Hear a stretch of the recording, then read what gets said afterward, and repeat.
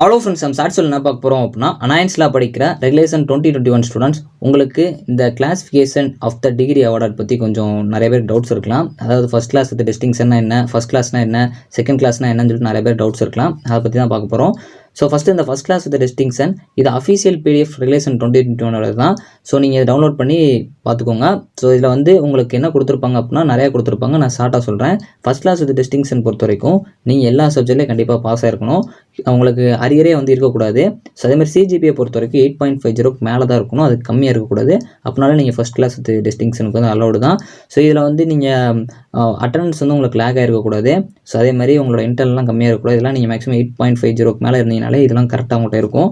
So இதில் வந்து உங்களுக்கு அத்தரைஸ்டு பிரேக்னு ஒன்று கொடுத்துருப்பாங்க. அது 1 இயர் அலௌடுன்னு கொடுத்துருப்பாங்க. அவங்களுக்குமே இது உண்டு. ஸோ அந்த அத்தரைஸ்டு பிரேக்னு ஒன்றும் இல்லை, ஃபைனான்ஷியல்னாலே ஹெல்த் இஷ்யூஸ்னாலே இல்லை ஏதாச்சும் ஒரு ப்ராப்ளம்னால அவங்க ஒரு 1 இயர் வந்து காலேஜ் லைஃப் வந்து இது பண்ணுறாங்க அப்படின்னா, பிரேக் பண்ணுறாங்க அப்படின்னா, காலேஜில் அப்ரூவல் வாங்கிட்டு யூனிவர்சிட்டியோட அப்ரூவலோட அவங்க அந்த மாதிரி பிரேக் பண்ணுறாங்க அப்படின்னா, அவங்களுக்குமே வந்து இந்த ஃபஸ்ட் கிளாஸ் வித் டிஸ்டிங்ஷன் இருக்கும். 8.50 சிஜிபிக்கு மேலே அவங்க போனாங்க அப்படின்னா. ஸோ இதை பற்றி நான் ஃபுல் வீடியோவில் கொடுத்துருக்கேன். ஏன்னா உங்களுக்கு ஃபஸ்ட் கிளாஸ்னால் என்ன, செகண்ட் கிளாஸ்னால் என்ன, ரீவேல்யூஷன் போட்டால் கண்டிப்பாக அதுவும் வந்து நம்மளுக்கு ஃபஸ்ட் கிளாஸ் வித் டிஸ்டிங்ஷனில் வருமா, அந்த மாதிரி நிறைய கன்ஃபியூஷன் இருக்கும். அதெல்லாம் அந்த வீடியோவில் பார்த்துக்கோங்க. தேங்க்ஸ் ஃபார் வாட்சிங்.